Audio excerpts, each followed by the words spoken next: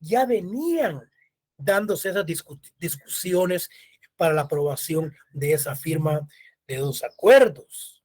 Bueno, que al final llevaron a la firma de la paz firme y duradera el 29 de diciembre de 1996. Miren, estos acuerdos trazaron metas para el cumplimiento de los derechos y oportunidades que consigna la Declaración Universal de los Derechos Humanos. Es decir, jóvenes, que estos acuerdos, entre comillas, fueron firmados en países eminentemente, bueno, llamémosle civilizados, pues en materia de derechos internacionales, basados principalmente en la Declaración Universal de los Derechos Humanos. Entonces, los mismos constituyó en consensos de carácter nacional, avalados por los diferentes sectores en la Asamblea de la Sociedad Civil.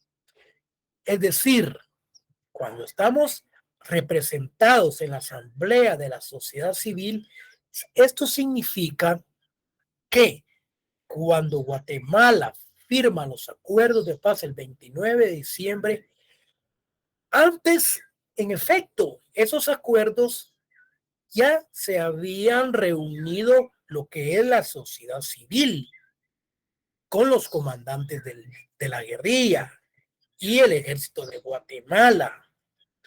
Es más, para el 29 de diciembre en esa firma, esa se firma en el Palacio Nacional, en donde están todos los comandantes guerrilleros. Está don Álvaro Arzú, está también el que está preso ahorita, ¿cómo se llama este? El señor Molina, que fue presidente de Guatemala.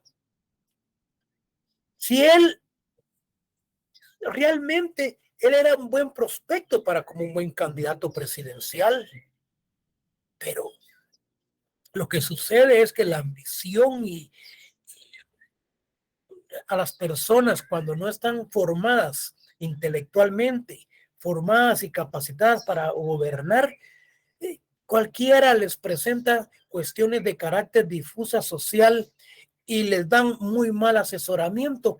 Y miren, le dan la caída, lo hacen renunciar y ahí está el pobre preso, junto con la otra señora, doña Roxana. Es increíble. Él formó parte de la firma de los acuerdos de paz. Pero realmente, ¿qué acuerdos de paz, señores?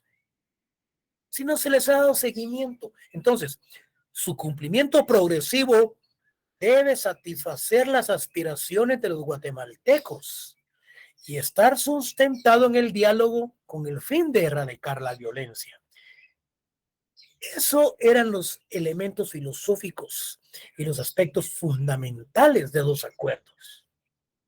Ese enfrentamiento, esa muerte de 200,000 civiles, de personas guatemaltecas, en donde realmente era la gran preocupación que existía y que se estaba extendiendo a toda el área centroamericana.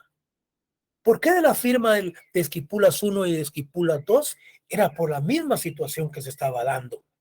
Entonces, dichos acuerdos pusieron fin a más de 30 años de enfrentamiento armado, 36 años, que dejó luto, dejó dolor y heridas en la sociedad guatemalteca.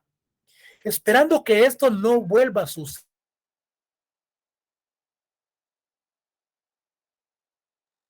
es otra etapa que necesariamente debe consistir en la preservación de la paz, esperando que de su suscripción en adelante los futuros profesionales universitarios sean producto de la paz, todos ustedes, definitivamente, y no de la guerra.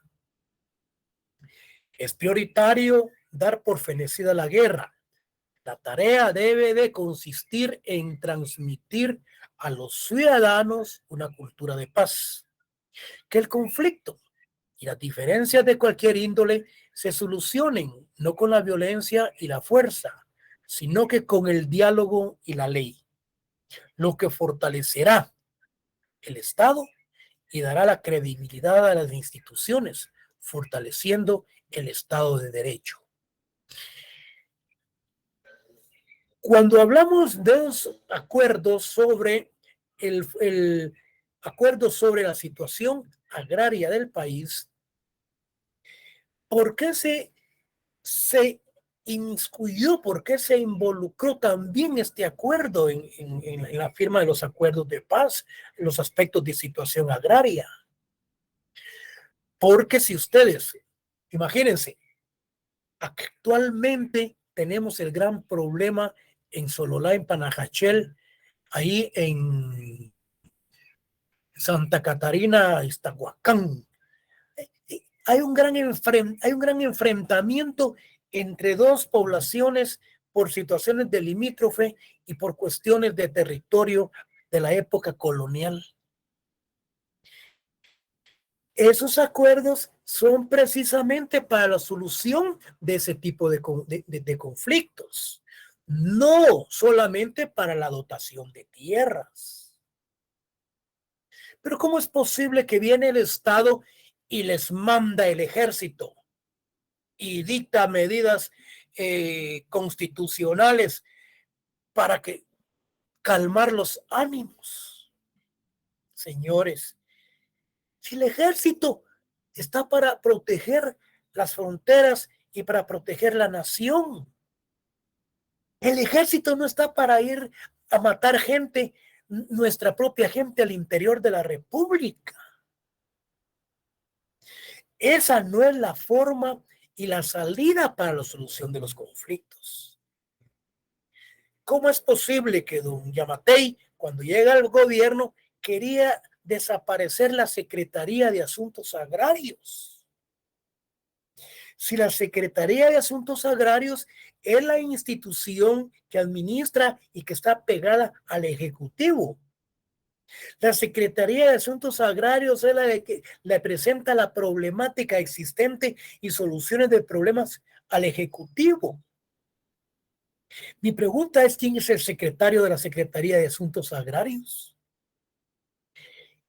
El presidente debiera decirle al secretario de Asuntos Agrarios: señor, tiene 6 meses para que usted me vaya a resolver ese problema allá en Santa María, Iztahuacán, Sololá, Panajachel, porque ya no soporto. Ya mi gobierno ya no aguanta eso y yo no voy a tener metido el ejército ahí. Señores, o que le presente la renuncia porque no puede resolver el problema. Pero ¿cómo es posible que lo vaya a resolver si él no sabe de resoluciones de conciliación, de tribunales arbitrales?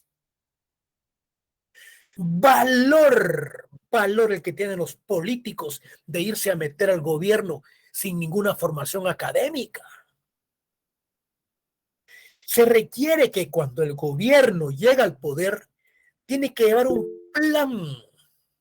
plan de gobierno y decir: este va a ser mi ministro de Finanzas, este va a ser el ministro de Agricultura. Señores, pero ingenieros agrónomos con maestrías sacadas en Europa, en Suiza, en Israel. ¿Cómo es posible que gobiernos anteriores en Guatemala, mecánicos del Ministerio de Agricultura, Ganadería, de Alimentación, que sabía un mecánico, señores, de agricultura? Pero ni modo, como dieron piso en la campaña, están cobrando su factura política. Es realmente difícil la situación. El secretario de Asuntos, estamos hablando de este acuerdo de situación agraria. El Secretaría de Asuntos Agrarios de la Presidencia tiene que ir a dialogar con los alcaldes que conforman parte de esos dos municipios, del limítrofe. Tiene que ir a hablar con los gobernadores. Tiene que tener ese don de convencimiento. Plantearles el problema que viene desde la época de la colonia. ¿Y cuál es la solución a este problema? Que hay 2,000 problemas agrarios. Entonces, estos señores quieren que se enmarquen los limítrofes Perfecto, se enmarcan. ¿Ustedes qué es lo que necesitan? Necesitamos ampliación de parte de la tierra. Pues el Estado debe de comprar otra finca y darles lo que la gente necesita, pero no meterles el ejército, porque el ejército va a ir a apaciguar los ánimos. Lo que está sembrando ahí es más violencia y esa no es la forma de la solución de los conflictos. Pero es por lo mismo, por ejemplo, en el periodo del gobierno del señor el cómico, él llegó sin nada, él jamás pensó que iba a llegar a ser presidente. Y ahora el hermano va de candidato. Miren, no tenía equipo de trabajo. Jaló este pelón de aquí, jaló este otro pelón de acá. A los 6 meses le estaban renunciando. Señores, ¿qué gobierno puede salir adelante ante una situación de esa naturaleza? Pero es por lo mismo. Entonces, salimos de una situación de violencia y caímos a la otra. Pero los problemas no son esa forma de que el gobierno tiende a solucionarlos. Vamos a crear una ley de cuestión de proyecto de Estado para que metemos el ejército y ahí calmamos los ánimos. No, hombre, así no es. Así no es. Debemos ponerle un parche al problema. Es como, por ejemplo, cuando se dio el movimiento de la caída de Jacobo Arbenz y Guzmán. Teníamos el decreto 900 de la reforma agraria. ¿Y qué sucedió? Se derogó el decreto 900 porque le dan el golpe de Estado a Jacobo Arbenz y Guzmán y meten la ley de transformación agraria. Es una gran demagogia. Es una gran demagogia para engañar al pueblo. ¿Qué sucedió con el Instituto Nacional de Transformación? Desapareció y lo absorbió el MAGA. Por lo mismo que no son instituciones fortalecidas, no tienen base, sustento para para su actividad. Entonces, definitivamente, hoy, yo les aseguro a ustedes, queremos saber quién nos va a hablar de la situación agraria del país. Esperemos ahora de los candidatos quién nos va a hablar sobre los aspectos de situación relacionada con los acuerdos de los derechos indígenas. Ahí está WINAC, ahí está la URNG, que creo que van en coalición. Miren, yo no sé quién tiene un buen plan de gobierno.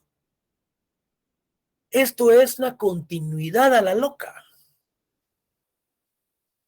Tantos profesionales doctos en la materia, egresados de la Universidad de San Carlos, pero apáticos a la política.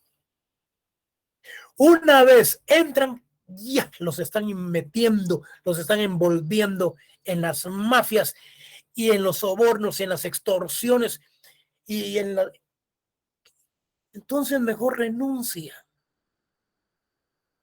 porque es gente de principios, es gente nacidos en una buena cuna, tal vez no millonarios, pero con una buena orientación. Tuvieron maestros conscientes que les enseñaron realmente la situación que vive este país. La Universidad de San Carlos, excelentes profesionales para formar parte de un gobierno, para salir del acabose en el que nos encontramos. Miren, los magistrados de la Corte Suprema de Justicia llevan para 3 periodos. En cada periodo se han llevado como 5 millones cada uno. Ya van para 3 millones. Cada uno va a salir como con 15 millones. Señores, es que esta es la realidad por la que atraviesa el país. Estos magistrados, cuando tomaron posesión, el presidente los hizo jurar que ellos iban a defender a todos los funcionarios públicos del Estado. Imagínense ustedes. Ni modo. La situación es difícil. Entonces, los acuerdos de paz tienen su base en el acuerdo marco sobre democratización para la búsqueda de la paz por medios políticos. Definitivamente. Los acuerdos que forman parte del acuerdo de paz firme y duradera son los siguientes. Fíjense, pues. Son 10. No había pensado que ustedes bajaran esos acuerdos que están los pueden bajar ahí por internet, pero yo hice un pequeño resumen en una hoja en donde los enmarco y les digo cuáles son los acuerdos sustantivos y cuáles son los acuerdos adjetivos o bien operativos, pues cuando hablábamos del derecho en otros términos. Entonces, uno, el Acuerdo Global sobre Derechos Humanos suscrito en Ciudad de México. Este acuerdo, jóvenes, vela por los derechos humanos. El segundo acuerdo, fíjense pues, es decir, yo les puedo hacer una pregunta en el examen, pero no tan compleja.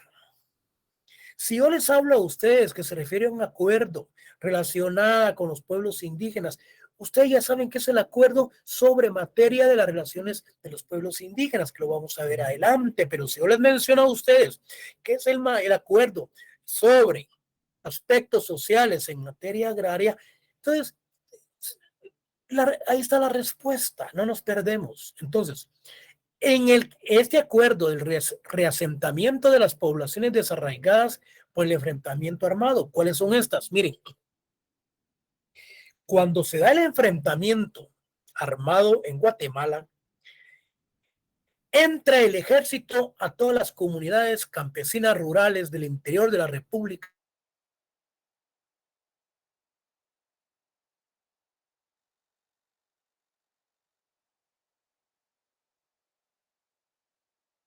Las mujeres son violadas, salen huyendo en medio de la montaña porque el ejército va tras ellos porque creen que son guerrilleros. O bien apoyan a la guerrilla o bien a la URNG. ¿Y dónde van a parar todas estas personas? Van a parar a México.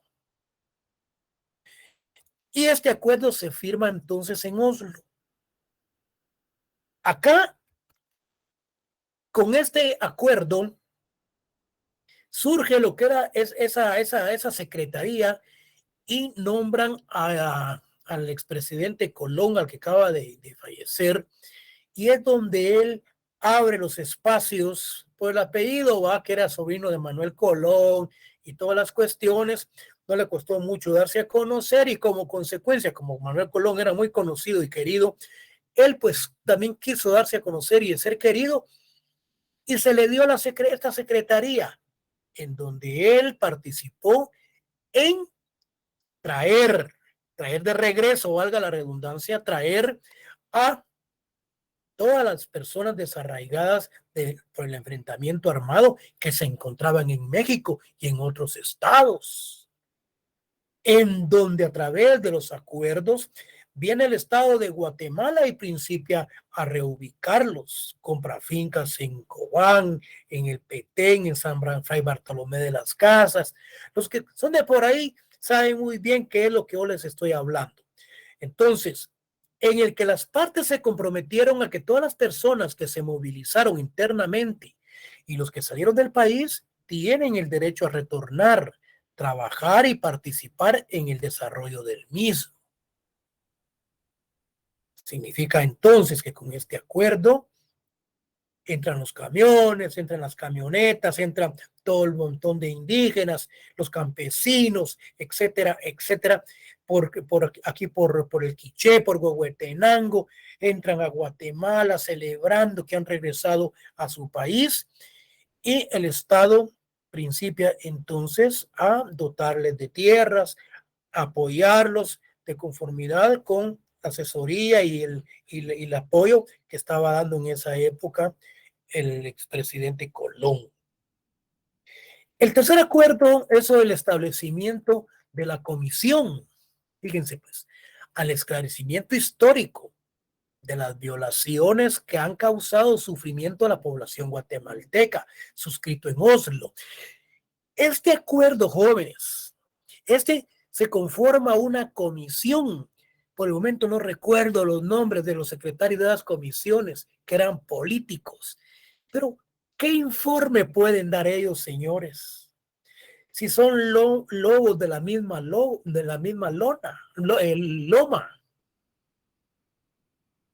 ¿Cómo van a dar un informe ellos negativo de que el ejército barrió, de que el ejército cometió genocidio, que el ejército hizo grandes violaciones de los derechos humanos?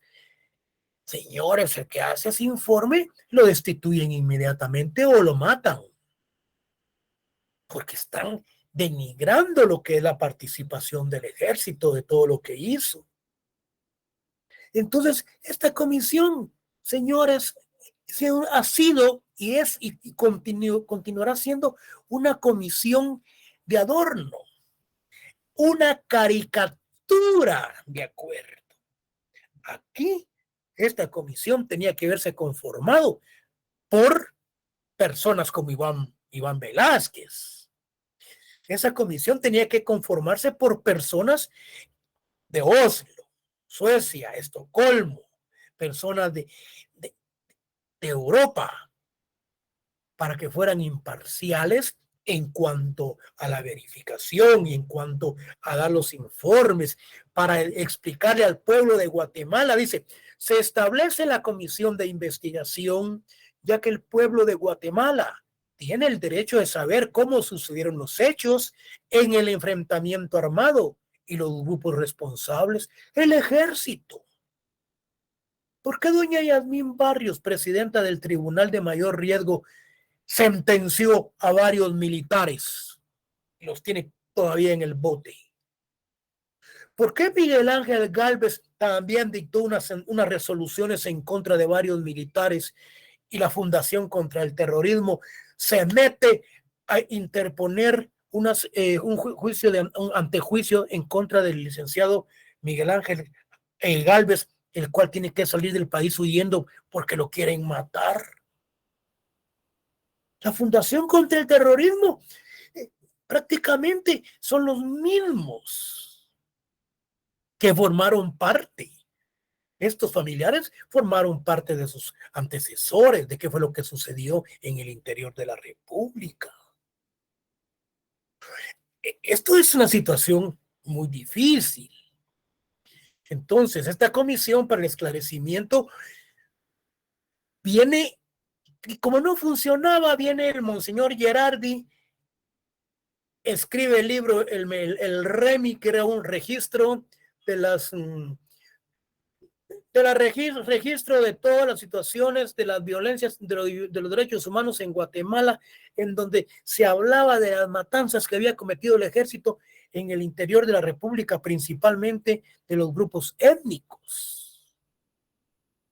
Señores, al segundo día de que él publica su libro, a él lo matan.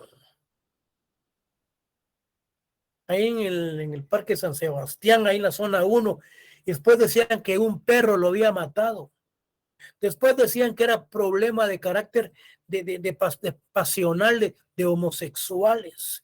Miren, ¿qué no se inventaron, señores? Pero lo importante es que existe una comisión que le da acompañamiento a todos estos problemas. Hay una señora de apellido Cruz que recibe apoyo internacional y que le da acompañamiento a todas las personas de las cuales se les violaron sus derechos humanos, en donde realmente han sido sentenciadas varias personas, y al Estado de Guatemala se le ha sentenciado económicamente para el reconocimiento de esos problemas en contra de estas personas. La muerte del papá de la señora Menchú en la embajada de España. Tiene sus bemoles y muchas cuestiones que analizar ese caso. Sin embargo, se salvó, no recuerdo, el embajador de España y quien cuenta la historia.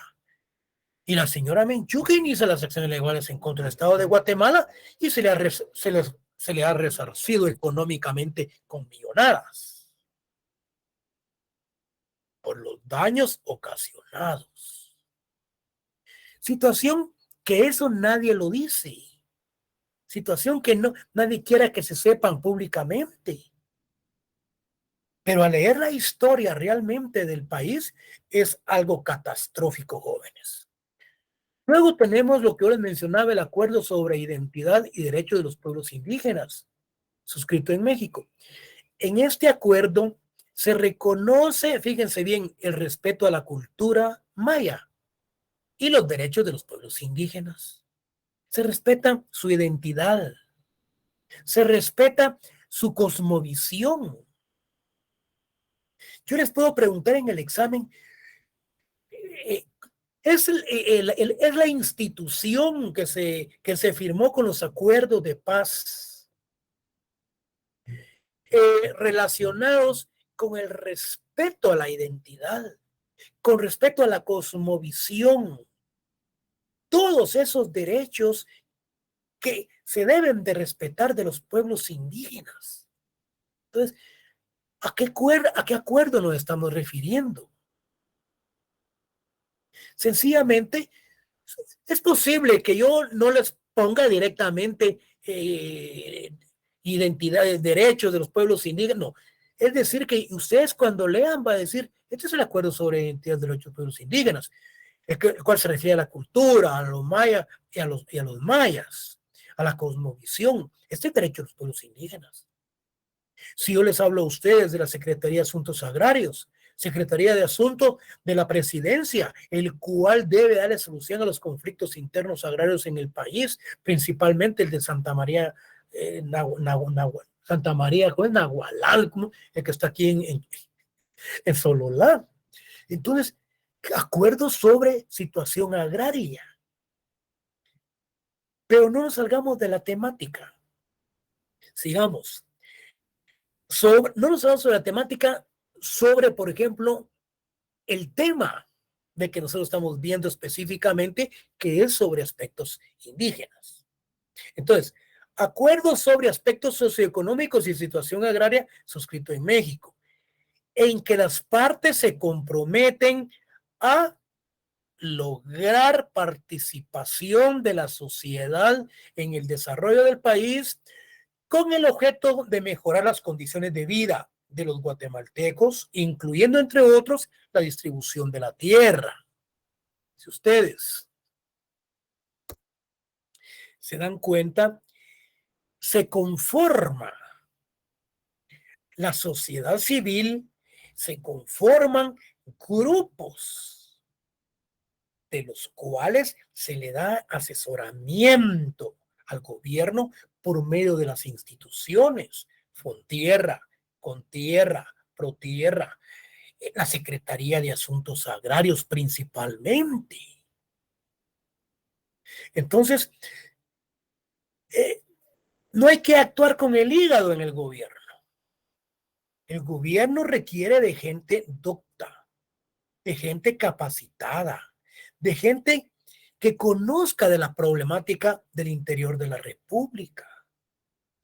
¿Cómo van a mandar? Es decir, que al presidente le mandan una lista de 20 personas, por ejemplo, de Panajachel, de Sololá, para gobernador. Porque las gobernaciones pertenecen al Ministerio de Gobernación. Entonces, el presidente elige de una terna.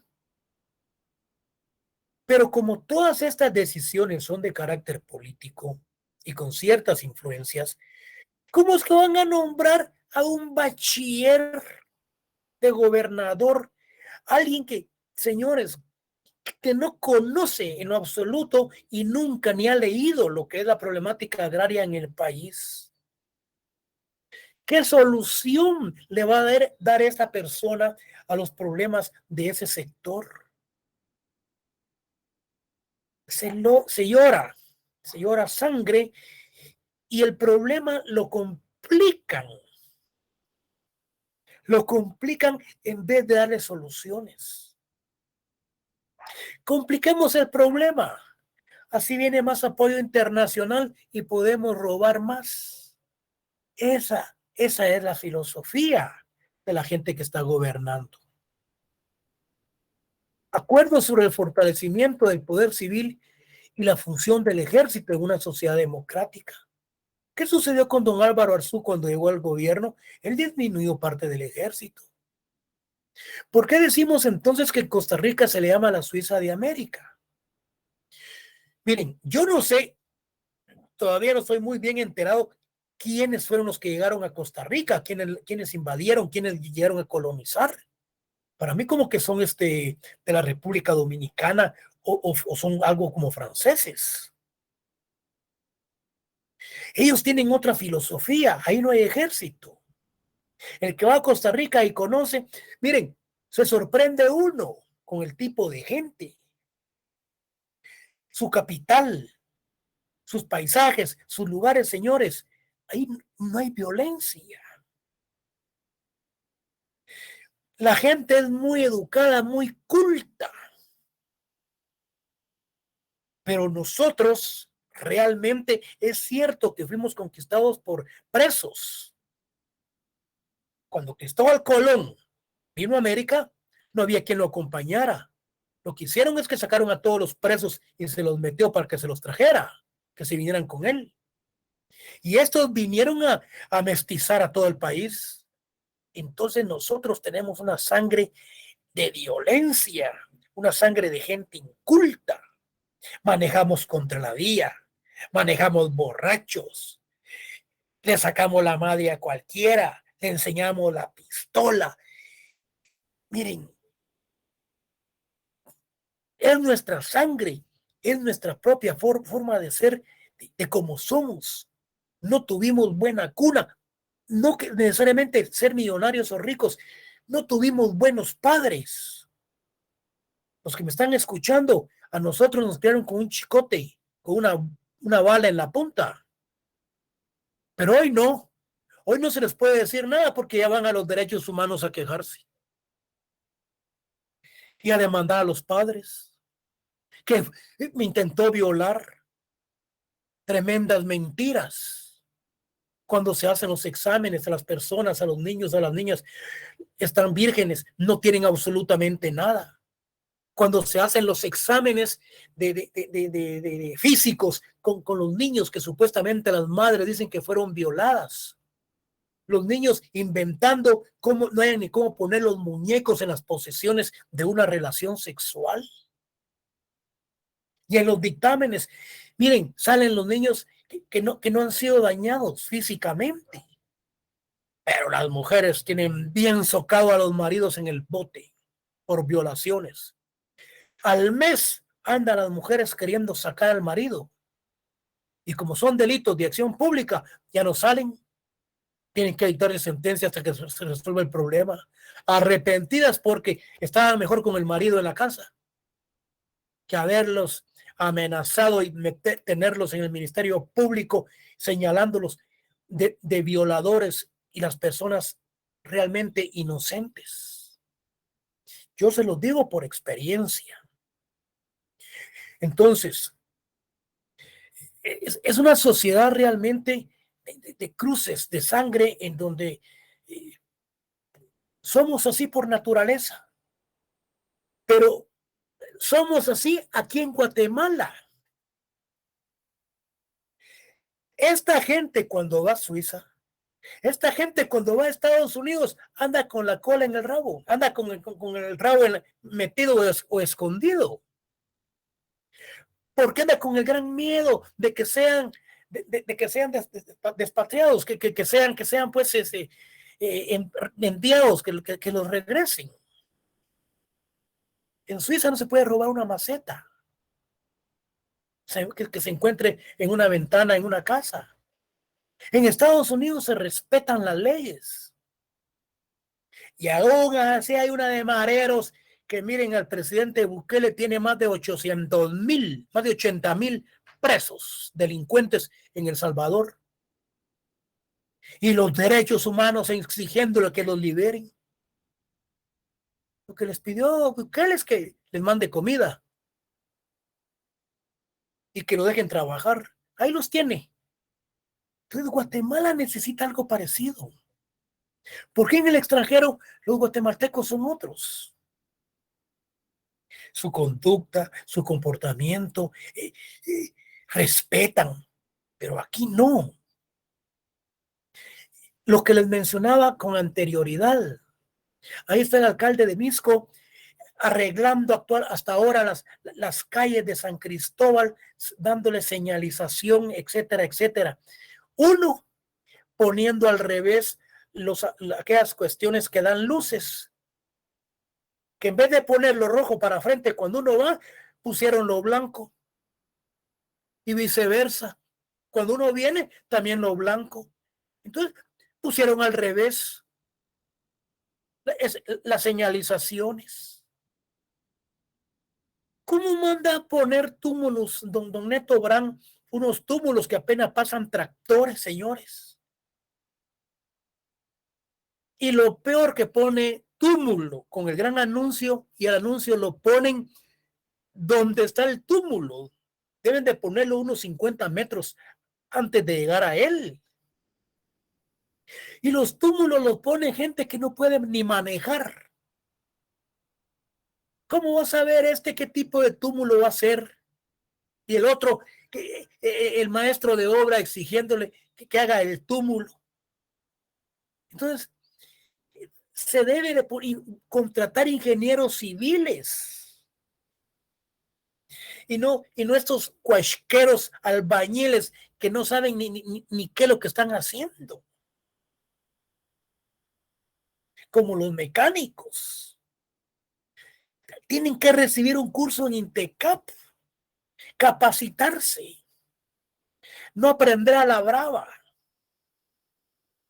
Ahí están los mecánicos que no pueden ni cambiar aceite, no saben ni cómo se pone un filtro. Y si lo ponen, ustedes están viendo, porque ustedes ya se cercioraron con internet cómo es. Da pena. Y el valor de los funcionarios con aquella ambición de colocarse en los mejores puestos sin ninguna capacitación ni conocer la universidad. Miren, es cuestión realmente de conciencia.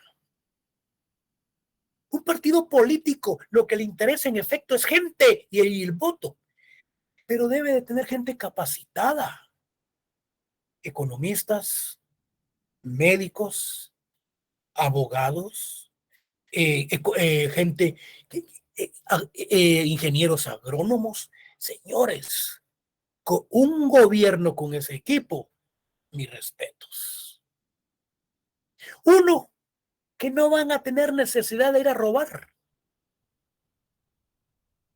y controlar a los de abajo,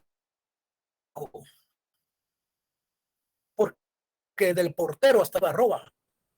Entonces, un profesional doctor, capacitado, ya grande, con formación académica, le dan un ministerio. ¿Para qué va a ir a robar?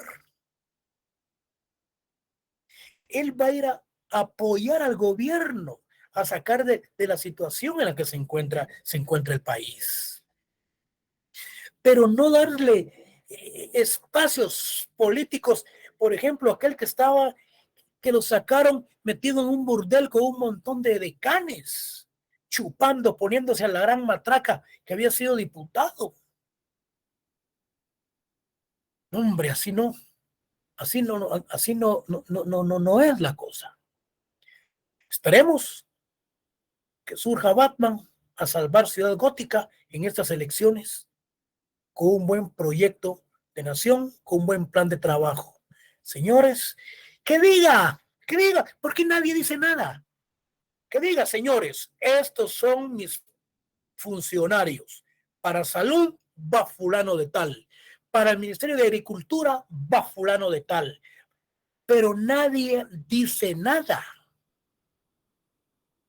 Es cierto, por estrategia política.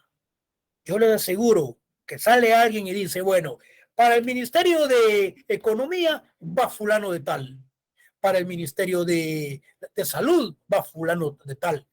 Y si es posible, la mayoría hayan sido decanos de la universidad, con prestigio. mis respetos. Pero no, como este es un juego político, de que entro y a robar, a ver qué hago. Bueno, miren pues, el acuerdo sobre establecimiento del poder civil y función del ejército en una sociedad democrática, en el que se acuerda la misión del ejército de defender la soberanía y la integridad del territorio y el fortalecimiento del poder civil. Pero estos acuerdos no están diciendo mandar al ejército a Santa María ahí a Nagualá, a que vayan a poner orden y a darle las grandes matadas a los campesinos. Pero no se dejan porque estos están armados. Bueno, estos acuerdos tratan sobre los temas fundamentales sobre lo que se debe trabajar a lo largo plazo con el objeto de obtener cambios que beneficien la organización social guatemalteca, y lo segundo, que son los 4 restantes que comprenden los acuerdos de carácter operativo. Bueno, mire pues, estos acuerdos que vimos tratan sobre los temas fundamentales sobre los que se debe trabajar a largo plazo, con el objeto de obtener cambios que beneficien la organización social guatemalteca, y los segundos, los que están después de los 4 restantes que comprenden los acuerdos de carácter operativo. Bueno, hablamos de aspectos de carácter sustantivos y los otros de carácter operativo. Eso lo vamos a ver al final, aquí. Luego tenemos el acuerdo sobre el cese definitivo al fuego suscrito en Oslo, el acuerdo sobre reformas constitucionales y régimen electoral. Miren,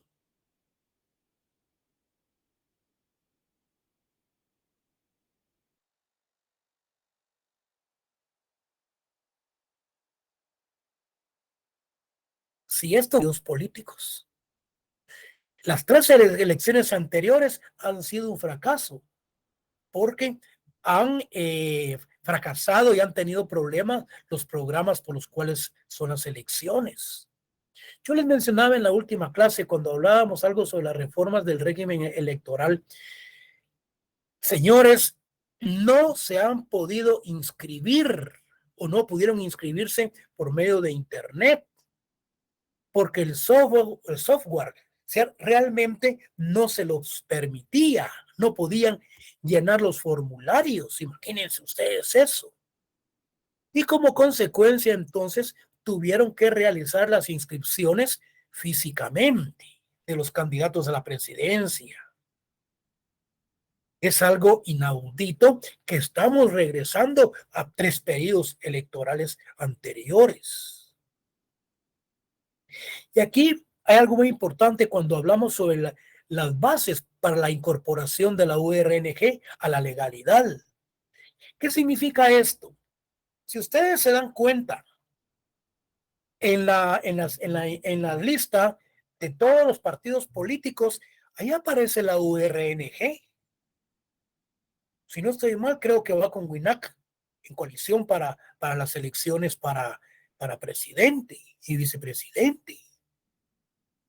Entonces, hay un acuerdo base en donde los comandantes de la URNG negociaron. Vamos a firmar los acuerdos, definitivamente, pero dentro de ellos tiene que haber uno que nosotros nos van a abrir los aspectos de carácter eminentemente democrático para que podamos participar en elecciones electorales. Y como consecuencia, pues se dio ese acuerdo para que ellos participen.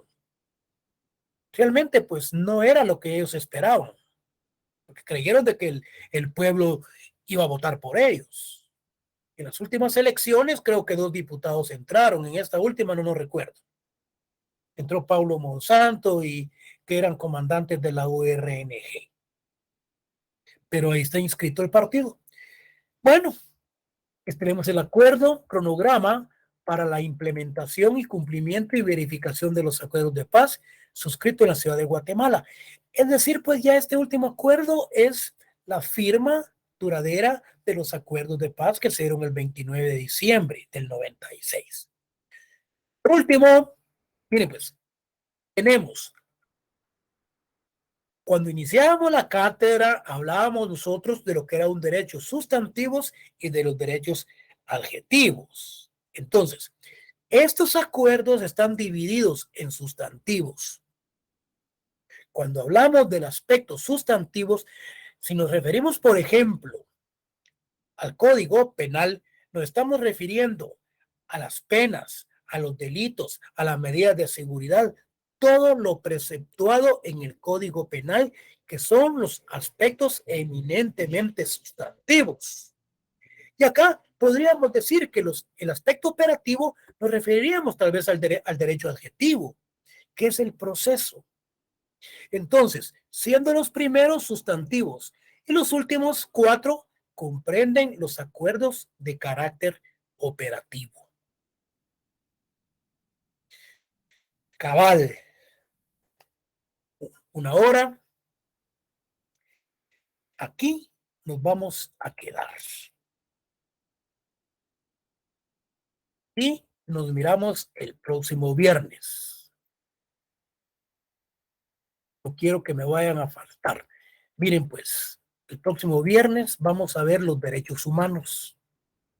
Se van a dar cuenta ustedes a quién defiende los derechos humanos. A los delincuentes, a los criminales, a los asesinos. Dice un magistrado del Tribunal Supremo Electoral que como ya cumplieron una pena, como ya pasó cierto tiempo, entonces a ellos, quien dice, se han rehabilitado y los derechos humanos abren los espacios para que puedan participar en política. Señores, ¿qué dice la Constitución de la Política de la República de Guatemala? Que los políticos deben ser dignos, honrados, respetuosos, etcétera, etcétera, que lo vamos a ver el último día de clase. Entonces los derechos humanos prácticamente nos perjudican a nosotros los honrados. Van ustedes en la calle, de repente se les atravesó un motorista y le dieron. Señores, a quien se están llevando al bote es a ustedes y el otro fue el culpable. Y hay que pagarle. Y el policía quiere mordida. Él también, el de la grúa, también el de tránsito. En eso estamos. Es a ellos a lo que los protege. La vez pasada se corría aquí a unos ladrones y se detienen. Los detienen aquí los ciudadanos. Y llega la policía. La policía se quería llevar preso a las personas que detuvieron a los ladrones porque supuestamente no tenían licencia para portar arma. Se arriesgaron la vida. Detienen a los ladrones. A ellos se los quería llevar presos. Miren, esos son los derechos humanos.